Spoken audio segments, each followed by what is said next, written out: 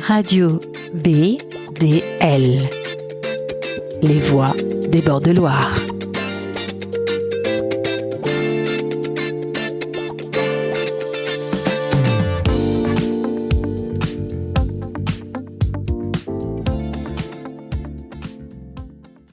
Bienvenue sur la radio BDL de l'Atelier des projets. Aujourd'hui, on parle alimentation dans les quartiers.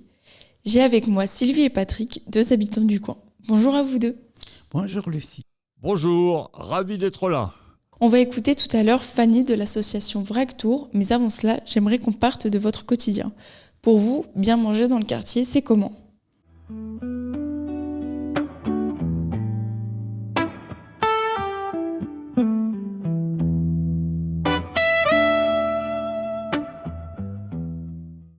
Ce n'est pas toujours simple, Lucie. Les commerces du quartier ont des gammes assez limitées et les produits biologiques ou locaux restent souvent trop chers pour le budget du quotidien. Chez les enfants, donc je fais attention à ce qu'on mange, mais on se retrouve souvent à devoir choisir entre le prix et la qualité. C'est une question d'accès aussi. Les marchés qui proposent des produits de qualité, c'est souvent loin. Et quand on n'a pas de voiture ou peu de temps, on ne peut tout simplement pas y aller. Ce que vous avez décrit, c'est une réalité partagée par beaucoup d'habitants des quartiers prioritaires. Et c'est exactement pour répondre à ça que VRAC a été créé. VRAC, c'est vers un réseau d'achat en commun. Une asso présente dans plus de 20 000 villes en France, dont Tours, qui organise des groupements d'achat dans les quartiers populaires pour rendre accessibles des produits bio, locaux et équitables à petit prix. Écoutez.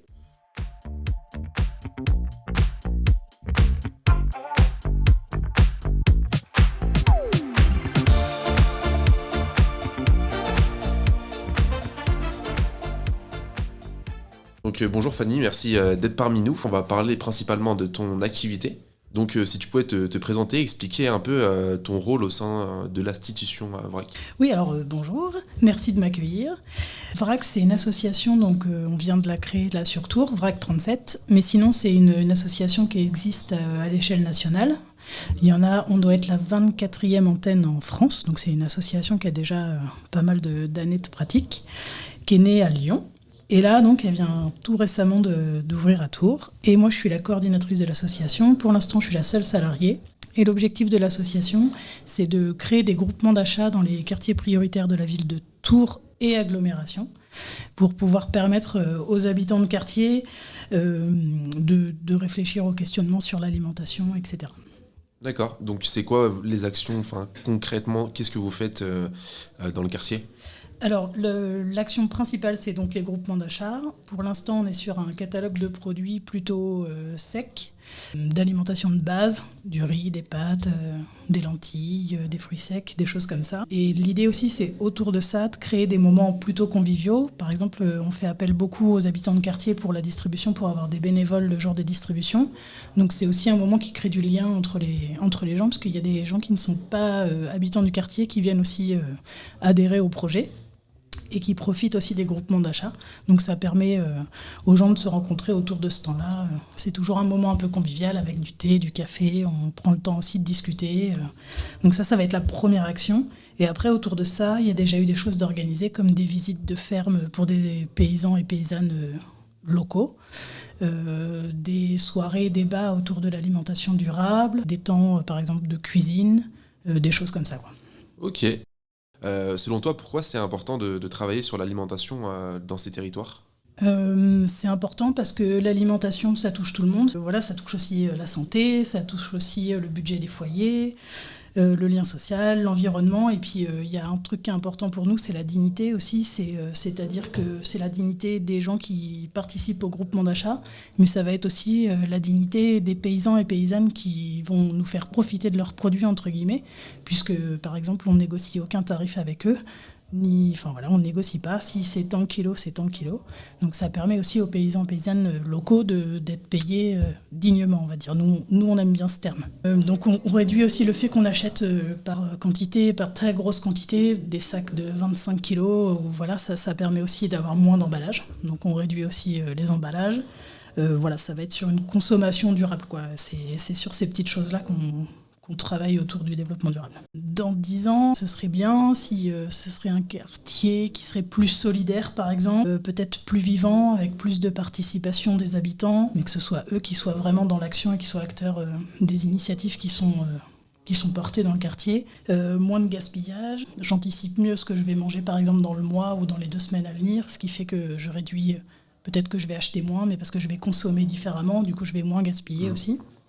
Et puis comme je choisis mes quantités, puisque ça peut aller du gramme au kilo, ça veut dire que je peux acheter que ce que je vais consommer. Puis l'accompagnement des habitants, tous ceux qui sont isolés ou en difficulté financière, des choses comme ça, pour moi c'est ça la priorité. Ouais. Et qu'est-ce qui vous rend optimiste pour l'avenir ? Pour l'instant, on a très peu de recul, mais tout ce qui a été fait, qui a été mis en place sur le conseil local de l'alimentation, ça a été... Il y a eu un groupe, je crois qu'ils étaient une vingtaine ou une trentaine entre habitants et professionnels, donc c'était plutôt un beau groupe.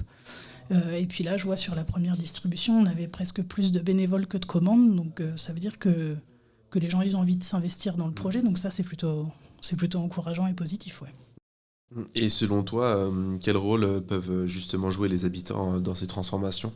C'est cette forme d'engagement sur... On va adhérer au groupement d'achat et en fait, au-delà de ça, il n'y a pas que le côté je fais une commande, il y a aussi le côté je participe à la vie de l'association, je participe au moment d'épicerie, de distribution, je peux participer aussi à d'autres moments. Par exemple, moi, il y a tout un moment autour de la logistique où les habitants et les bénévoles, ils peuvent aussi participer à ces temps-là. Donc là, c'est vraiment s'impliquer au-delà de la vie de mon quartier dans le mieux manger, quoi. Donc nous, on essaie d'apporter un tout petit peu de ça. Mais c'est vers ça qu'on tend. Ouais. Est-ce qu'il y a des projets autour de l'alimentation qui peuvent justement créer de l'emploi ? Oui, je pense ça peut créer de l'emploi autour de l'alimentation durable, par exemple, de la logistique, de l'animation. Et j'avais pensé à l'agriculture urbaine aussi. Il y a aussi toutes les associations qui font de la distribution alimentaire, tout ça. Alors c'est beaucoup d'associations, donc c'est aussi beaucoup de bénévoles, mais il y a aussi des emplois dans ces associations-là, ouais. Ça peut être tous les métiers autour de l'agriculture, parce que ça, de toute façon, on en aura toujours besoin. Voilà, donc il faut penser les choses sur du long terme. On voulait savoir quelle place prend le numérique dans vos actions, justement. Alors, le numérique, ça peut être un frein, comme ça peut être, au contraire, un outil indispensable et de toute façon incontournable. Par exemple, pour VRAC, il y a une plateforme en ligne et on est très vite confronté à la fracture numérique qu'on peut rencontrer dans certains quartiers. Du coup, on a mis en place des permanences pour justement pouvoir accompagner les personnes qui n'ont pas accès au numérique à pouvoir faire les commandes. C'est nous qui faisons les commandes pour eux, en fait. En tout cas, merci Fanny d'être venue nous voir pour présenter VRAC. Merci à toi.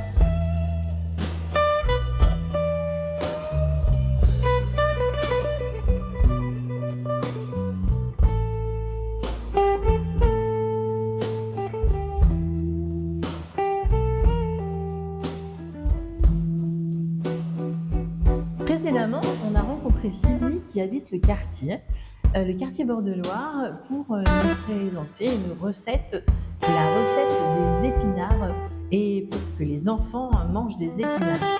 Mais Sylvie, c'est une auto-entrepreneuse, elle habite donc le quartier Bord de Loire, et au-delà de ça, elle est passionnée par la cuisine, et elle va nous dire quel est son projet pour le quartier, et qu'on espère que son projet va aboutir, et voilà. Donc elle va nous présenter son projet. Je la laisse nous présenter son projet. Merci Sylvie. Merci Olivia, bonjour à tous. Donc dans notre quartier, nous n'avons pas d'épicerie exotique, on va tous en ville. Donc j'ai pensé pour le développement du quartier, pour la vie sociétale du quartier, ouvrir une épicerie exotique très bientôt.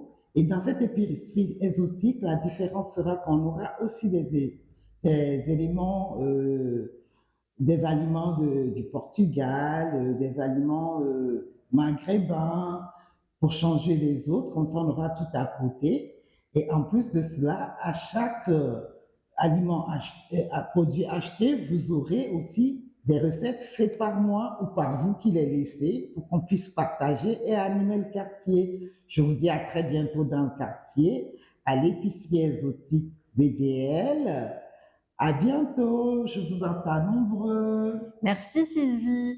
Et encore une fois, c'est une excellente idée, parce que des fois, on manque d'idées de recettes. Donc, si tu nous fournis les recettes et les produits, ben, c'est l'équipe gagnante. Bravo Merci Sylvie. beaucoup. Au Merci pour revoir. cette présentation de ta future épicerie dans le quartier BDL.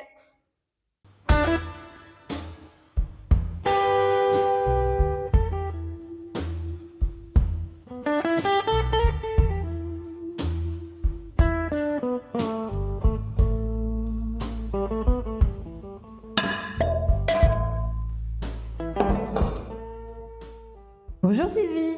Bonjour. Mais qu'est-ce qui Bien. se passe ici? Bien, on va se faire une belle recette d'épinards à la togolaise, disons. Et comme les enfants n'aiment pas beaucoup l'épinard, celle-ci, même eux, ils adorent. Waouh! Raconte-nous alors cette recette d'épinards. Qu'est-ce qu'il Donc, faut? Cette recette d'épinards, il faut pour 4 personnes, il faut 1 kilo d'épinards et il faut 8 pilons de poulet ou 4 cuisses de poulet. Il faut 2 gros oignons. Il faut une dizaine d'ail, pas de gousses d'ail, hein. Des carrés d'ail, 10 gousses d'ail. Et il faut de l'huile, n'importe laquelle qu'on souhaite. Et il faut 5 clous de girofle. Il faut 2 grosses tomates.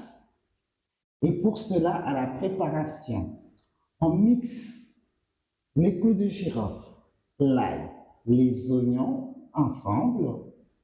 Ensuite, on prend la moitié de la mixture qu'on mélange avec le poulet, qu'on garde au frigo pour qu'il soit macéré jusqu'au lendemain. Et à la préparation, le lendemain, on mise notre tomate et on le met au feu, on rajoute de l'eau, on rajoute le reste de la mixture des mélanges d'ail, d'oignons et de clous de girofle. On laisse 10-15 minutes, on rajoute de l'eau, on met nos épinards après les avoir lavés dedans. Et au bout de 15-20 minutes, dès que les épinards commencent à cuire, on rajoute les poulets. Ensuite, on le couvre à feu doux 20 minutes, on poivre, on sale. On peut le manger avec du riz, du pain. On peut le manger avec des pommes de terre à l'eau. Et c'est parti. Et comme il n'est pas vert et qu'il est goûteux et qu'il y a tous ces mélanges, les enfants, ils en raffolent. À vos cuisines, à vos casseroles. Waouh! Et faites-nous des retours à Olivia, à l'atelier des projets, si vous avez aimé. Merci Sylvie. Merci. À très bientôt. À très bientôt.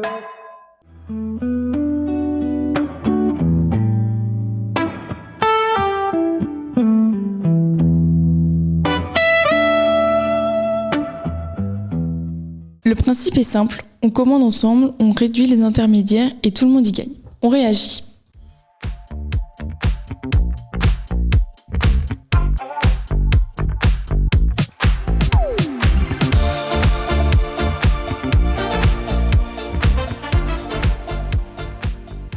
Je ne savais pas que cela existait à Tours. L'idée d'accéder à des produits biologiques et locaux à moindre coût, grâce à un achat collectif, c'est exactement ce dont les habitants ont besoin. Ce qui me semble important, c'est que VRAC n'est pas un commerce de plus. C'est une démarche de pensée spécifiquement pour les personnes qui ont des budgets contraints. Et la dimension collective me plaît beaucoup. On commande ensemble, on se retrouve, on crée du lien. Exactement, VRAC, c'est pas juste de l'épicerie, c'est un projet de quartier et plus on est nombreux à commander, plus les prix baissent. C'est quelque chose à faire connaître autour de soi alors. C'est ce que je compte faire dès ce soir avec mes voisins.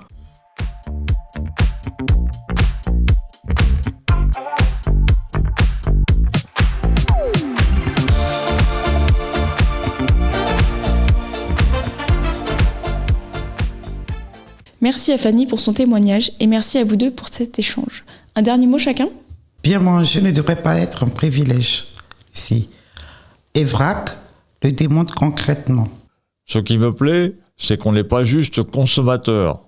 On participe vraiment à quelque chose. Retrouvez toutes les infos sur VRAC Tours en description. Le site c'est vracasso.org. À très vite sur la radio BDL.